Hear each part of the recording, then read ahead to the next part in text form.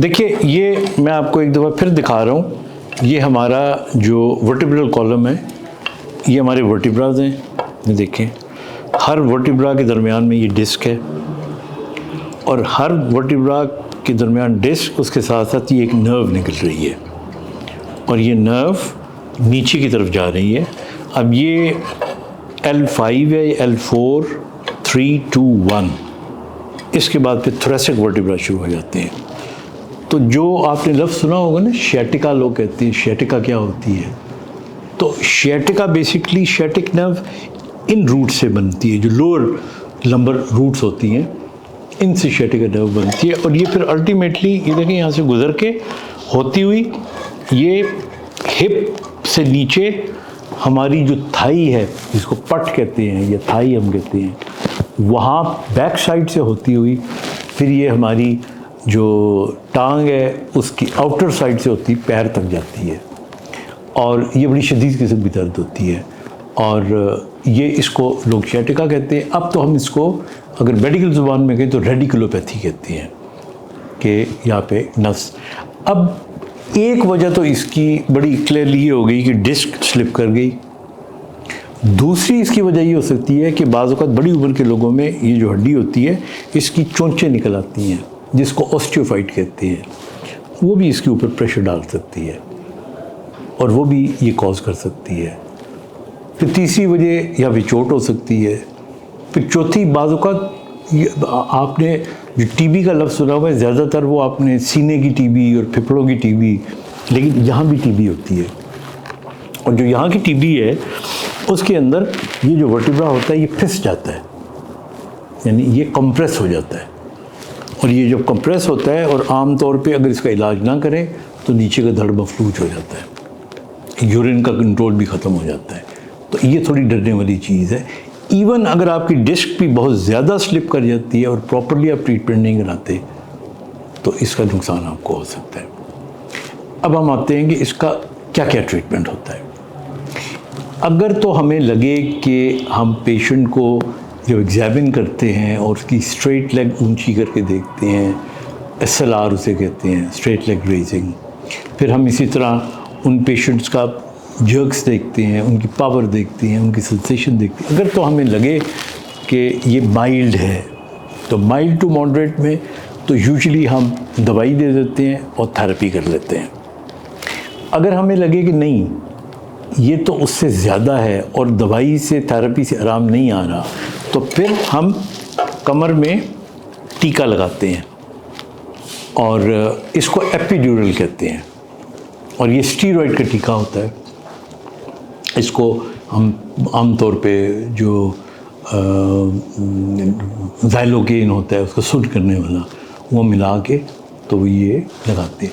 एक टीका काफ़ी होता है, कई दफ़ा हमें इससे ज़्यादा टीके भी लगाने पड़ते हैं। और अगर उससे भी फ़र्क ना पड़े या टीके से पहले ही हमें लगे कि नहीं ये तो बहुत न्यूरोलॉजिकल डैमेज कर रहा है, तो फिर फौरी तौर पे हम ऑपरेट करते हैं। क्योंकि अगर वक्त पे आप ऑपरेट नहीं करेंगे तो आपका यूरिन का कंट्रोल ख़त्म हो सकता है, आपकी पट्टों की ताकत ख़त्म हो सकती है, हत्ता कि आप चलने से भी रह सकती है। तो it is therefore very important कि हमें इसको राइट टाइम पे देखना चाहिए। और एक क्वेश्चन जो बहुत से लोग पूछते हैं तो मैं उसका जवाब भी आपको देता फिरूं कि जो doctors like us you know who don't do surgery, तो हम तो इनका जो कंजर्वेटिव मैनेजमेंट है वो करते हैं। तो क्वेश्चन लोग ये पूछते हैं कि इनको न्यूरो सर्जन के पास जाना चाहिए या ऑर्थोपेडिक सर्जन के पास फॉर सर्जरी।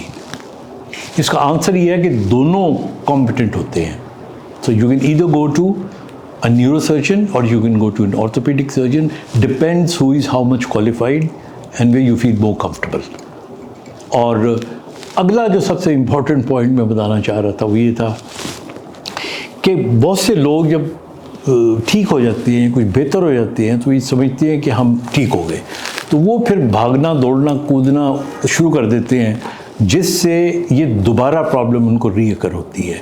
तो इसलिए मेरे ख्याल में मैं तो अपने पेशेंट्स को एडवाइस करता हूँ कि आप अगर बेहतर हो गए हैं तो you better take like 3, 4 to 5 months rest.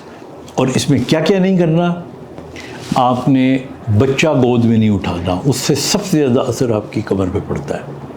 Wait नहीं उठाना। आजकल हमारे यहाँ ये डिस्पेंसर की बोतलें इतनी भारी भारी हैं, ये उठा के हम डालते हैं। ये मैं प्रैक्टिकल बातें बता रहा हूँ आपको, जो रोज़ मैं सुनता हूँ। फिर इसी तरह हम में से बहुत से लोग हैं जो पलंग के नीचे अपने ब्रीफ केस, सूटकेस, चीज़ें रखी होती हैं, जूते रखे होते हैं, वो निकालने के लिए फिर आप नीचे झुकते हैं, झुक के उसको निकालते हैं। That is very bad for your back. फिर इसी तरह बगैर टेक के ना बैठे, जब भी बैठे टेक लगा के बैठे जिनको कमर की तकलीफ़ है, क्योंकि बगैर टेक के आप बैठेंगे तो प्रेशर पड़ता रहेगा। इसी तरह आपको अगर सफ़र करना पड़ता है तो try to find a comfortable seat. ऐसी सीट, अब मैं आपको छोटी सी मिसाल देता हूँ। आपने ये सुजुकी डब्बा देखा हुआ है, उसकी जो फ्रंट सीट होती है बिल्कुल यूं करके आदमी बैठा होता है और ठक ठक उसको झटके लग रहे होते हैं। तो आपको अगर प्रेफर, अगर हो सकता है अफोर्ड कर सकते हैं या मौका मिल सकता है, कार की सीट पे बैठे, और अगर फ्रंट सीट पे आप बैठते हैं तो उस सीट को थोड़ा सा यूं कर लें 10 डिग्री 50 डिग्री, और जो कमर के नीचे वाला हिस्सा है बैक वाला, वहाँ पे कोई तकिया या कोई गद्दी रख लें आप। फिर इसी तरह जो आर्म चेयर्स होती हैं जिनमें आपने बैठना है, उनका ये जो होता है ना, ये आर्म रेस्ट, ये होना चाहिए ताकि आप हाथ यूँ रख सकें। अगर ये नहीं होगा तो आप यूँ करके बैठेंगे तो कुब निकल आएगा आपको। तो ये सारी चीज़ें छोटी छोटी, तो सिर्फ दवाई दे देना या टीका लगा देना या ऑपरेट कर देना, दैट इज़ नॉट इनफ। और ये प्रिकॉशन आपको सारी उम्र ही तकरीबन किसी हद तक बहुत देर खड़े नहीं होना। हमारे यहाँ मैं अक्सर कहता हूँ कि मेहमान को छोड़ने के लिए आप गेट पे जाते हैं और वहाँ पे किसी एक शख्स का नाम आ गया तो हो सकता है आधा घंटा उस पर तकरीर शुरू हो गई, डिस्कशन होता है ना। इसी तरह आप अगर कमर के इस दर्द के मरीज़ हैं और आप बेहतर हो गए हैं तो प्लीज़ 5-6 महीने के लिए स्टेशन मरीज़ों अपने गेस्ट को लेने ना जाएं, किसी और को भेज दें। एयरपोर्ट पे ज़्यादा देर खड़े ना हों।